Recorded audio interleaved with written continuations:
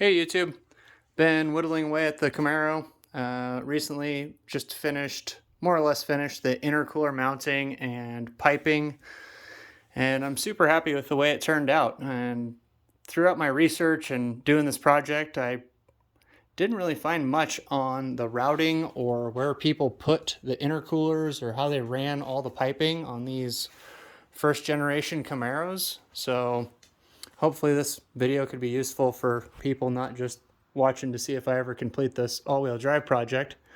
But let's see. The first thing that I did was mount the intercooler. That's I think it's a 30 by, oh, what is it? 3-inch core. And let's see, how big is this bad boy? I guess I can grab a tape measure and try not to make you guys motion sick, but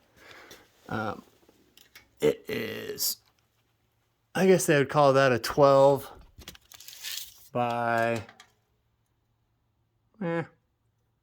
call it 12 by 26 by 3. Pretty decent size intercooler, I would say. I don't think I could go a whole lot bigger on this car, but it's it's an eBay special, so a China special. And the first thing I did was cut this header bracket latch mount point. It was about an inch wider that way, and so I notched it, and on the top, bottom, all the way around. And to give it a little bit of rigidity, I welded in some, I don't know if you can see it very well, but 3/16 inch round stock, just to kind of give it a smooth edge for the core support to sit on. And yeah, from that point, there's 4 little threaded bungs, 2 on the top and 2 on the bottom. From all the pictures I've seen, this is pretty common on these China intercoolers. And I think before I made any of my brackets, all the weight from this intercooler is sitting on that bracket. I mean, on this, whatever this thing is, header support bracket. I think they call this the header panel. And then from that point, I just used some more of that 3/16 inch steel and welded on some nuts, a little bit oversized, and then threaded a bolt through here, threaded a bolt through there. I did that top and bottom, and that just basically keeps it from moving around, and it's pretty solid in there. That 3/16 inch steel doesn't really support any of the weight. Like I said, it's sitting on this smooth round stock surface that I kind of welded in here. It's not pretty, but it's all going to be hidden by the grill, so I'm not terribly concerned about it. The next thing that I did was I kind of freehanded with a Sharpie off of this coupler to the headlight buckets. So the headlight on the 69 Camaro actually sits here, and the only thing that protrudes through this hole is the wiring. So I don't have any clearance issues behind this headlight bucket. So I used a plasma cutter to cut out the hole. I freehanded it. I guess if I had had a hole cutter, I could have used that in hindsight, but I didn't even think of that. So anyways, once again, it's all going to be hidden behind the grill. Nobody will ever see it. And I did that to both sides. And I have all my piping in place except for one piece, which I'll tell you about next, or a little bit later. So from the turbo, oh, by the way, I don't know if I mentioned it, this is all 3-inch intercooler piping. It's an eBay kit. It was $100. It came with 2 U-bends, 4 45s. It came with a bunch of silicone couplers and a giant bag of stainless steel band clamps. So pretty happy with the kit, and the powder coating is actually super durable.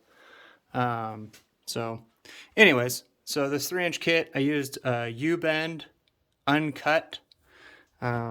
This is where the factory battery tray would go. I'm guessing on most power adder cars, turbo, supercharger, anybody looking for performance, they're going to end up mounting the battery in the back, which is what I'm going to do. So it frees up all this real estate for the turbo and for the piping. So from the turbo, factory U-bend, I cut a piece right here to fill in the gaps. Same over here. Another U-bend up to the top side. This is the long straight piece. And then I actually bought this extra. This is a 4-inch by 3-inch elbow. This was like 11 bucks on eBay, which I was surprised. And looking at the end grain or whatever of the thickness, it looks like it's probably a 4-layer of silicone with some sort of reinforcement in there. So anyways, super durable, super cheap, came fast. And then let's see, what else did I do? Oh, so on these 2 short pieces, I did cut up the other straight section, and when I cut it, it left a smooth end, which I don't know if it would ever happen, but I kind of wanted to make like a little, see if I can get it to focus, a little bead so that the hose clamp wouldn't slide off, or if this is under pressure, none of the tubes would blow off. So when I cut it, both these short pieces, I put a little bead on it just so that the hose clamp has, or the band clamp has, something to grab onto. And the way that I did that was, this is low temp, they call it aluminum welding rod. I would call it a form of fancy soldering, but I would show you that process, but I kind of just stumbled my way through it and read the instructions, and I didn't even get that great of a bead, but it's on there, and it's just, I think it'll be sufficient so that the clamp doesn't pop off.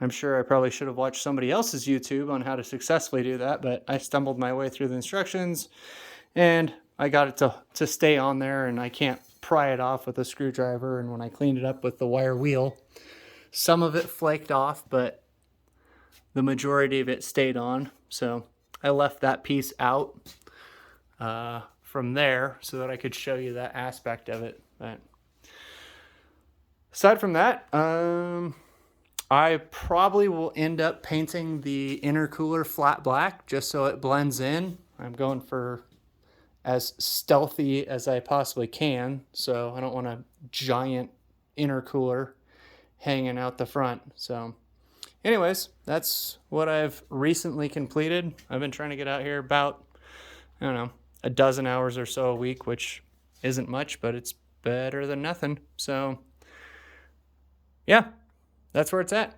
Turbo's mounted, intercooler piping's done. Let's see. I ordered the fittings for here. This is the water pump, the heater hoses, and as you can see, they shoot right into the turbo piping.